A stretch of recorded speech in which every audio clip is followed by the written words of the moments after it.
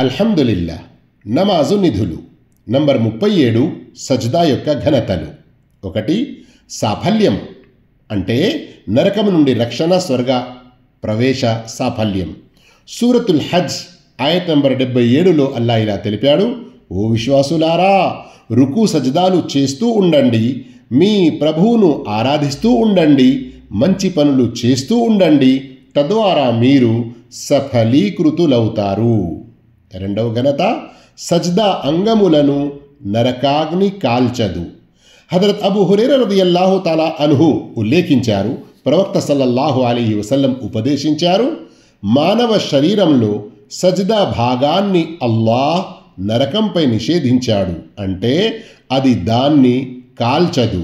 సహీ బుఖారీ 806. 3వ ఘనత అల్లాహ్ అనుగ్రహం, సంతోషం, కాంతి. సూరతుల్ ఫత్హ్లో ఆయత్ నంబర్ 29లో అల్లా ఇలా తెలిపాడు, ముహమ్మద్ అల్లాహ్ యొక్క ప్రవక్త, ఆయన వెంట ఉన్నవారు అవిశ్వాసులకు కొరుకుడు పనివారు, ఒండొకరి పట్ల మాత్రం దయార్ద హృదయులు.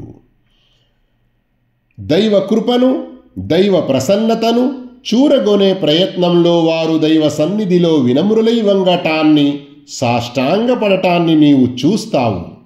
వారి సాష్టాంగ ప్రమాణాల ప్రత్యేక ప్రభావం వారి ముఖరావిందాలపై తొనకిసలాడుతూ ఉంటుంది.